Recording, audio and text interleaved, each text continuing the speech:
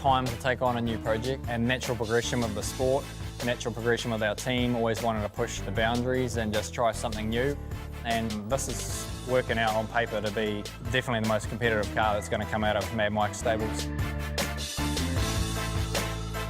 The first part of the entire build is the chassis. It's a MX-5 with a factory backing from Mazda now, so it's a 90.7-inch wheelbase, so it's super short.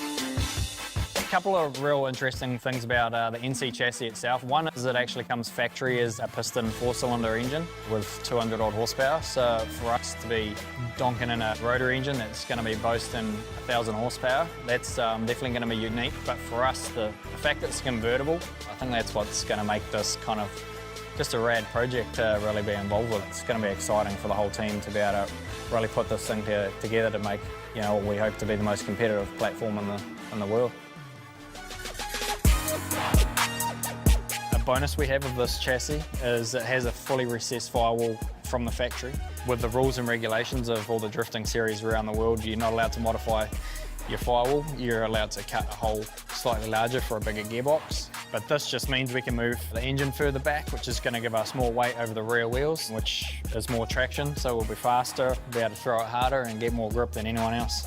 What Kaz has come up with here in this CAD program is fully redesigned a whole front clip. So this literally bolts to the front of the car. The intercooler will mount to this and a few other little bits and pieces, but this really simplifies the front end and gives us as much room as possible to fit that big block rotary that we're going to throw in there.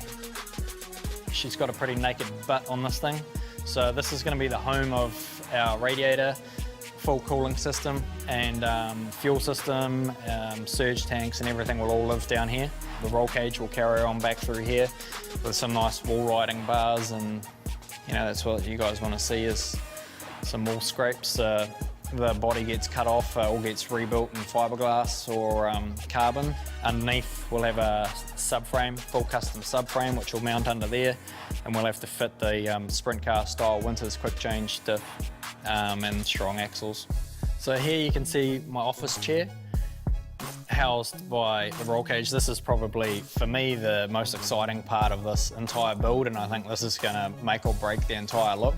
You know, it's been sitting down with Kaz to make sure that we get the right rake and right angles on this roll cage. As you can see, he's made quite an aggressive looking jungle gym. So the biggest thing for us as chassis fabricators is obviously the safety of the driver, and secondly, making this chassis as rigid as possible. Obviously with Mike, he's all about looks and style, so obviously going for a real aggressive rake, which gives the real evil look. Then all our features is with the triangulation and the scalloping of the cage to structurally make it as strong as possible. I can't wait to unveil an exposed roll cage and be one of the only convertibles out there on the pro field for sure.